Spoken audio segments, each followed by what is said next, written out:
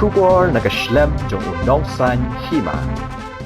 Menteri Katanat Pulih Putih ke Sarkar Jilla ubak Lakmen Rumbui, Lakren Syai baka Sarkar kaladep perkhat, bat ailat ikino hikai, kibala don lupa hakakam hikai, ban penbiang iki jingdon kam baro kibadon kam, ban buat katkum ke National Council for Teacher Education, daka ba penjelan ru ya kerta rungkam, syado kalai punyos nam kerta.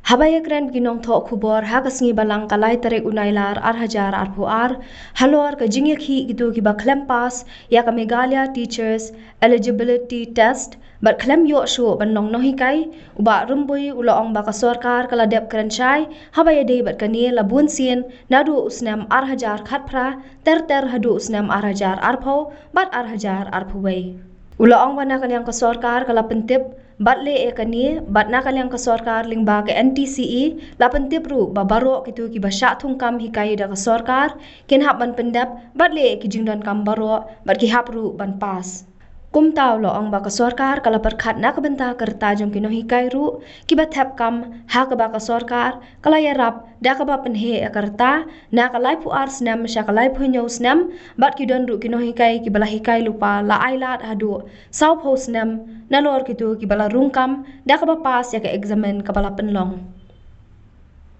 ka jia kren ka long da ki pos kam de shu pasen ka manong kom nadu arja khatra ter hadu arja apho ka jia kren ka yai namar ba kumbang itim ba hakapor ba ki ka sarkar kebangi hapan implement ya ka NCTE norm ba ngilada brief ba baro ki new appointment regular appointment ki hapan pendep ya kita kibade banle but haka sen nangkom ngilakran sya nakalang ka sarkar ba ka regularization hi kan namdam ya ki ne ki hap ban pas ya ki bade banle te hadin kata ki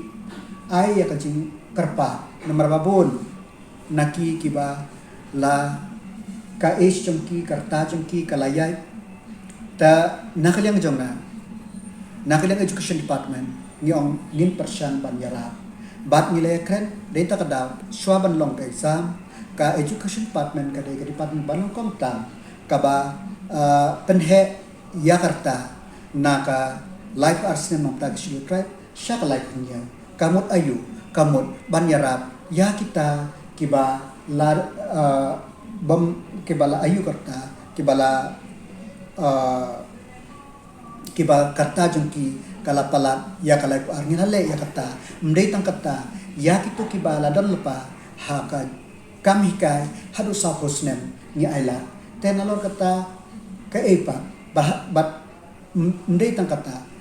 kibabun ki contractor teachers laispa sauspa arspa laispa nam kemau katno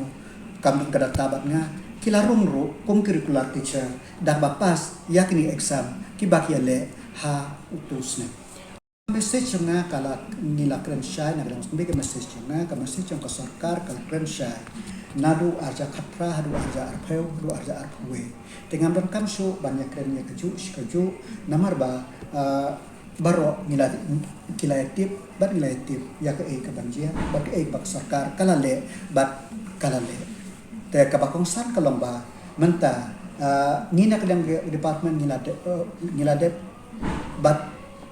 banle ya ka roster system bagi kwa ba kilain department personnel ke eru bagila pendep hapo katukan nepor kenang bak advisement na kamenta bantung ya ki jaka ki balai kan ya syakma. We cannot rule out there are some schools, but the thing is that we cannot go back on the policy matter which have been taken since 2010. So, as I said, that the process has already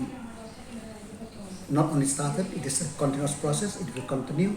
The way of appointment of teachers will be through advisement, and those who qualify, they will get appointed. Will this also follow the same procedure of this roster system? All the appointment have to follow the roster system in the state of Meghalaya. The question, you should understand one thing. the teachers have been appointed on 59 days basis, and they know that this is not a temporary, this is a purely temporary appointment, which not only the education department, in all other department, ultimately, even those people who are working in office also, if they could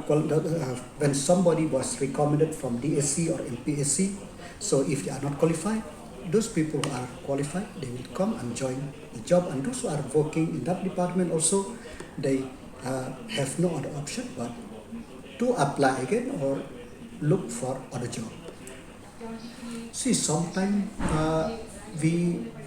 know the ground realities, but as I said, the policy matter, we cannot just take it at one go. We have to, any policy of the government, we have to be follow, so that the next time this type of thing will not happen, and the schools who are appointed, they will get the regular appointment, and this type of contractual will be not there.